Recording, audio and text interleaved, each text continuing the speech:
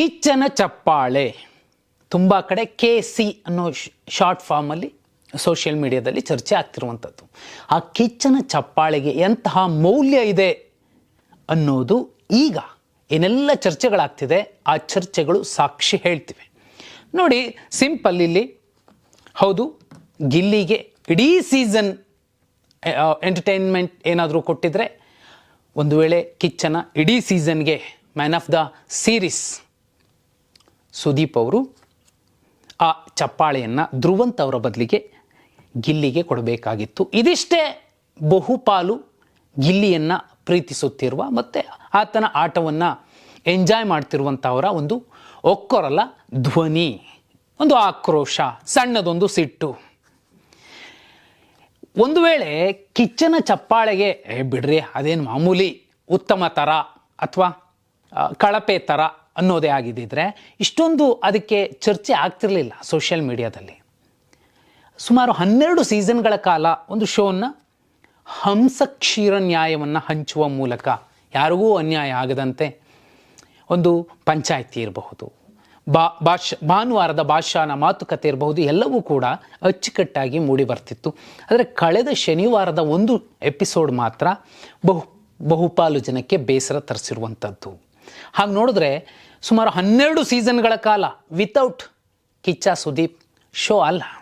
ಆದರೆ ಈ ಸಲ ಸ್ವಲ್ಪ ಹೆಚ್ಚಾಗಿ ಗಿಲ್ಲಿ ಇಡೀ ಕಾರ್ಯಕ್ರಮವನ್ನು ಆವರಿಸ್ಕೊಂಡ್ರು. ಅದು ಸೋಮವಾರದಿಂದ ಶುಕ್ರವಾರದ ತನಕ. ಆದರೆ ಕಿಚ್ಚ ಸುದೀಪ್ ಅವರು ಬರೋ 2 ದಿನ ಕೂಡ ಅದೇನು ಅಷ್ಟು ಗೌಣ ಆಗಲಿಲ್ಲ. ಅಲ್ಲೂ ಕೂಡ ನೀವು, ಯಾಕಂದರೆ ಈ ಮಾತು ಹೇಳೋದಕ್ಕೆ ನೀವು ಯಾವುದೇ ಪ್ರೊಮೋ ತಗೊಳ್ಳಿ, ಅದರಲ್ಲಿ ಗಿಲ್ಲಿಯ ಕನಿಷ್ಠ 3 ಕ್ಲಿಪ್ ಇಲ್ಲದೆ, ಫ್ರೇಮ್ ಇಲ್ಲದೆ ಆ ಪ್ರೊಮೋ ಮುಗಿಯಲ್ಲ ಅನ್ನೋದಾದರೆ ಆ ಶೋ ಗೆಲ್ಲೋದಕ್ಕೆ ಕಾರಣ ಆದಂಥವರಲ್ಲಿ ಸಿಂಹಪಾಲು ಗಿಲ್ಲಿಗೆ ಕೊಡಬೇಕು. ಇಲ್ಲಿ ತುಂಬ ಸಿಂಪಲ್ ಅನಿಸಿದ್ದು, ಯಾಕಂದರೆ ಸೋಷಿಯಲ್ ಮೀಡಿಯಾದಲ್ಲಿ ಬುಲ್ಲಿ ಫ್ಯಾನ್ಸ್ ಅಂತೆಲ್ಲ ಟ್ರೋಲ್ ಮಾಡ್ತಿದ್ದಾರೆ. ಸಣ್ಣ ಹುಡುಗ, ಈಗಷ್ಟೇ ಬೆಳೀತಿರುವಂತಹ ಕಲಾವಿದ, ಆತನಿಗೆ ಹೊರಗಡೆ ಏನಾಗ್ತಿದೆ ಯಾವುದೂ ಗೊತ್ತಿರಲಿಕ್ಕಿಲ್ಲ.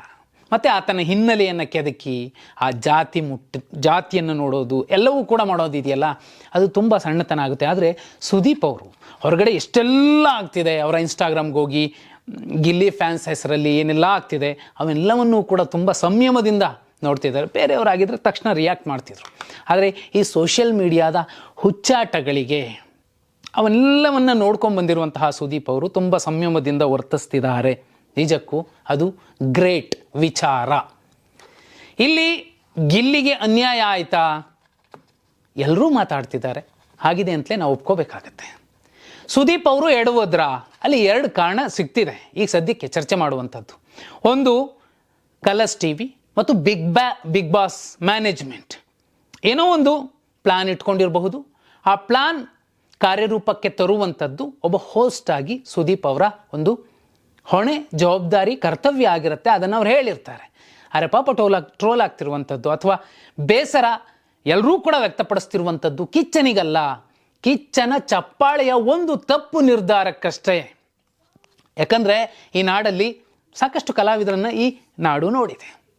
ನೀವು ಸುದೀಪ್ ಅವರೇ, ಉಪೇಂದ್ರ, ದರ್ಶನ್ನೇ, ಶಿವಣ್ಣನೇ, ಪ್ರತಿಯೊಬ್ಬರೂ ಕೂಡ ಒಬ್ಬ ಕನ್ನಡಿಗರಾಗಿ ನಾವು ಎಲ್ಲ ನಾಯಕರನ್ನು ಮೆಚ್ಕೊಳ್ತಾನೆ ಬರ್ತೀವಿ. ಆದರೆ ಇಲ್ಲಿ ಒಬ್ಬ ಹೋಸ್ಟ್ ಆಗಿ ಅವ್ರು ತಪ್ಪು ಮಾಡಿದ್ರು ಅನ್ನುವಂಥದ್ದಲ್ಲ, ಮ್ಯಾನೇಜ್ಮೆಂಟ್ನ ಕಾರಣಕ್ಕೆ ಏನೋ ಹೇಳಲಿಕ್ಕೆ ಹೋಗಿ ಅವ್ರಿಗೀಗ ಒಂದಷ್ಟು ಘಾಸಿ ಆಗ್ತಿರುವಂಥದ್ದು ಸೋಷಿಯಲ್ ಮೀಡಿಯಾದಲ್ಲಿ.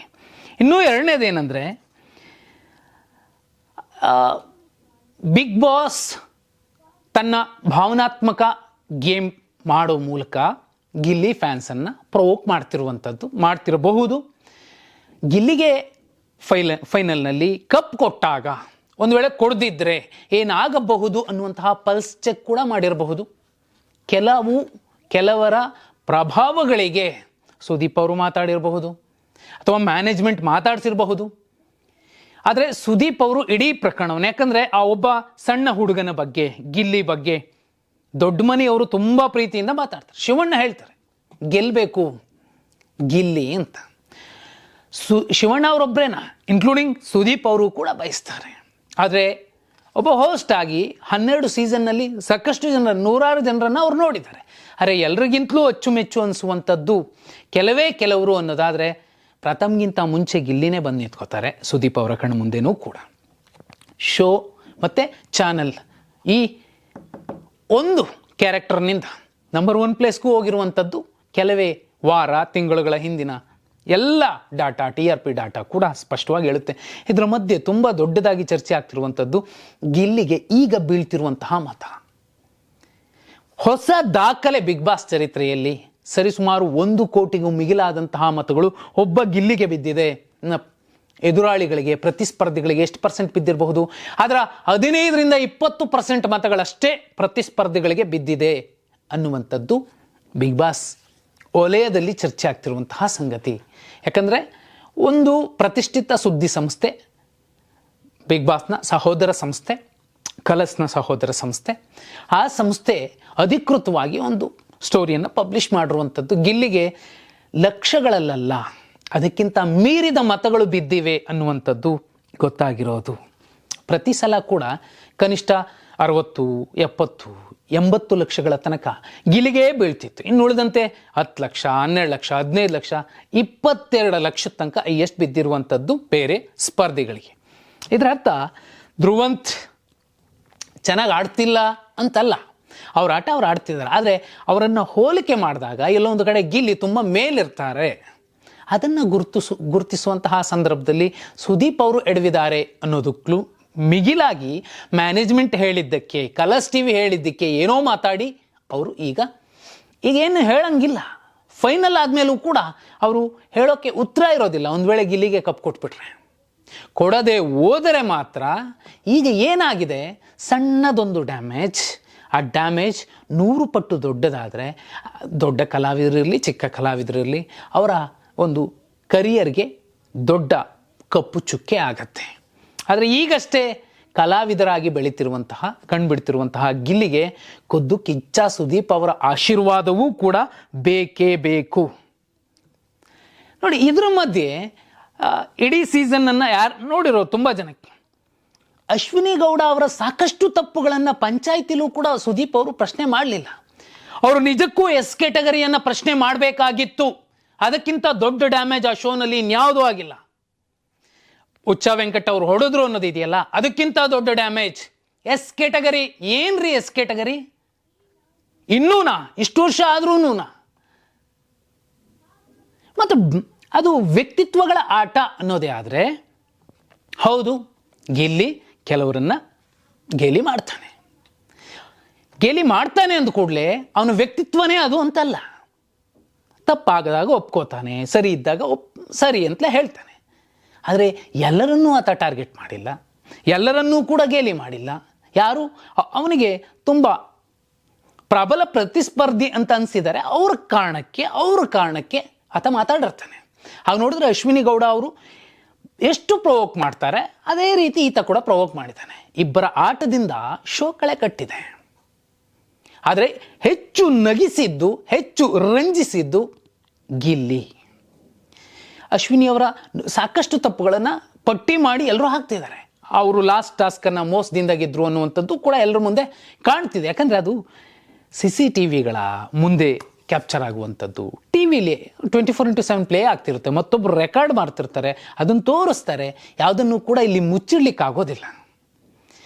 ಹಾಗೆ ನೋಡಿದ್ರೆ ಲಾಸ್ಟ್ 2 ಸಿನಿಮಾಗಳಲ್ಲೂ ಕೂಡ ಕಿಚ್ಚ ಸುದೀಪ್ ಅವರ ಸಿನಿಮಾಗಳಲ್ಲಿ ಕ್ರೈಮೇ ಇತ್ತು. ಹಾಗಂತ ಆ ಸಿನಿಮಾ ಕೆಟ್ಟದಾಗಿತ್ತ? 2 ಸಿನಿಮಾವನ್ನು ಜನ ಆದರಿಸಿದ್ದಾರೆ. ಸಿನಿಮಾವನ್ನು ಸಿನಿಮಾವಾಗಿ ನೋಡಬೇಕು, ಶೋ ಆಗಿ ನೋಡಬೇಕು. ಅದೇ ರೀತಿ ನಗಿಸುವವನ ಹಿಂದಿನ ಅಳಲು, ಸಂಕಟ ಎಲ್ಲವನ್ನೂ ಕೂಡ ನೋಡಬೇಕಾಗತ್ತೆ. ಹಾಗಂತ ಗಿಲ್ಲಿ ಅಲ್ಲಿ ಹೊಡೆದು ಬಂದ ಯಾರಿಗಾದರೂ ಬೈದ್ನ ಗೇಲಿ ಮಾಡಿದ್ದಾನೆ. ಇದೇ ಸುದೀಪ್ ಅವರು ಬೈದಾಗ ಬೈಸ್ಕೊಂಡು ಸಾರಿ ಅಣ್ಣ ಅಂತ ತಲೆ ತಗ್ಸಿಯೂ ಕೂಡ ಇದ್ದಾನೆ. ಇದು ಗಿಲ್ಲಿ ಆಟ ಆಗತ್ತೆ. ಇನ್ನು ಉಳಿದವರದ್ದು ತಪ್ಪುಗಳ ಪಟ್ಟಿ ದೊಡ್ಡದೇ ಇದೆ. ಆದರೆ ಆ ಪಟ್ಟಿಗಳ ಬಗ್ಗೆ ಯಾರೂ ಚರ್ಚೆ ಮಾಡಲಿಲ್ಲ. ಸುದೀಪ್ ಅವರು ಅದನ್ನು ಮಾಡಬೇಕಾಗಿತ್ತು. ಮ್ಯಾನೇಜ್ಮೆಂಟ್ನ ಕಾರಣಕ್ಕೋ, ಮತ್ತೊಮ್ಮೆ ಹೇಳ್ತಾ ಇದ್ದೀನಿ, ಕಲರ್ಸ್ನ TVಯ ಪ್ಲಾನಿಂಗ್ ಕಾರಣಕ್ಕೋ ಅವರಿಂದ ಕೆಲವನ್ನ ಹೇಳಿಸಿರಬಹುದು, ಕೆಲವನ್ನ ಮಾಡಿಸಿರಬಹುದು. ಅದರಲ್ಲಿ ಒಂದು ಸಣ್ಣ ಅಚಾತುರ್ಯ, ಅದು ಧ್ರುವಂತ್ ಅವರಿಗೆ ಇಡೀ ಸೀಸನ್ನ ಕಿಚ್ಚನ ಚಪ್ಪಾಳೆ ಕೊಟ್ಟಿದ್ದು ತಪ್ಪು ಅನ್ನುವಂಥದ್ದು ಜನಾಭಿಪ್ರಾಯ. ಇವತ್ತು ಗಿಲ್ಲಿ ಇರಲಿ ಅಥವಾ ಕಿಚ್ಚ ಇರಲಿ, ಇದೇ ಜನರಿಂದಾಗಿ ಇಷ್ಟೆತ್ತರಕ್ಕೆ ಬೆಳೆಯೋಕ್ಕೆ ಸಾಧ್ಯ ಆಯಿತು. 12 ಸೀಸನ್ ಅಲ್ಲ, 24 ಸೀಸನ್ ಆದರೂ ಕೂಡ ಬಿಕಾಸ್ ಆಫ್ ಜನ, ಕರುನಾಡಿನ ಜನ. ಆ ಜನರ ಜನ ಬೆಂಬಲ, ಜನಮನ್ನಣೆ ಇಲ್ಲ ಅಂದರೆ ಗಿಲ್ಲಿನೂ ಬೆಳೆಯೋದಕ್ಕಾಗಲ್ಲ, ಕಿಚ್ಚ ಸುದೀಪ್ ಅವರು ಇನ್ನೂ ಎತ್ತರಕ್ಕೆ ಏರೋದಕ್ಕಾಗೋದಿಲ್ಲ. ಈಗ ನಾನು ಆಲ್ರೆಡಿ ಬೆಳೆದು ಬಿಟ್ಟಿದ್ದೀನಿ, ಯಾರ್ದು ಬೇಕಾಗಿಲ್ಲ ನನಗೆ, ನನ್ನ ಫ್ಯಾನ್ಸ್ ಸಾಕು ಅಂದರೆ ಪಾಪ ಎಷ್ಟೋ ಜನ ಸುದೀಪ್ ಅವರ ಫ್ಯಾನ್ಸು ಕೂಡ. ಇಡೀ ಅವರ ಇನ್ಸ್ಟಾಗ್ರಾಮ್ ಪೇಜ್ ಓಪನ್ ಮಾಡಿ ನೋಡಿ. ಸುದೀಪ್ ಸರ್ ಫ್ಯಾನ್ ನಾನು ಕೂಡ, ಆದರೆ ಅವರ ಶನಿವಾರದ ನಿರ್ಧಾರ ತಪ್ಪು ಅನ್ನಿಸ್ತು, ನನಗಿಷ್ಟ ಆಗಲಿಲ್ಲ ಅಂತಲೇ ಹೇಳ್ತಿದ್ದಾರೆ. ಮತ್ತು ಗಿಲ್ಲಿಯ ವೈಯಕ್ತಿಕ ವಿಚಾರಗಳನ್ನು ಕೂಡ ಕೆಲವರು ಮೆನ್ಷನ್ ಮಾಡಿದಾಗ ಇಲ್ಲ ತಪ್ಪು, ಕಲಾವಿದನನ್ನಾಗಿ ನೋಡಬೇಕು, ಜಾತಿಯಿಂದ ನೋಡಬಾರ್ದು ಅನ್ನುವಂತಹ ಕಮೆಂಟ್ಗಳನ್ನೂ ಕೂಡ ಹಾಕಿರೋದನ್ನು ನಾನು ಅಬ್ಸರ್ವ್ ಮಾಡಿದ್ದೀನಿ. ಗಿಲ್ಲಿ ಅಷ್ಟರ ಮಟ್ಟಿಗೆ ಆವರಿಸ್ಕೊಂಡಿದ್ದಾನೆ. ಹಾಗಂತ ಕಿಚ್ಚ ಸುದೀಪ್ ಅವರು ಅವತ್ತು ಅಚಾತುರ್ಯ ಎಸಗದ್ರ ಅಥವಾ ಮ್ಯಾನೇಜ್ಮೆಂಟೇ ಆ ಕೆಲಸವನ್ನು ಮಾಡಿಸಿದ್ಯಾ ಅನ್ನೋದು ಕೂಡ ಇಲ್ಲಿ ಮುಖ್ಯ ಆಗುತ್ತೆ. ಫೈನಲಿ ಗಿಲ್ಲಿ ಕಪ್ ತಗೊಂಡಾಗ ಇದೇ ಸುದೀಪ್ ಅವರು ಏನು ಹೇಳಬಹುದು ಅನ್ನೋದು ಇಂಪಾರ್ಟೆಂಟ್ ಆಗುತ್ತೆ. ಆದರೆ ಗಿಲ್ಲಿ ಗೆಲ್ಲಬೇಕು.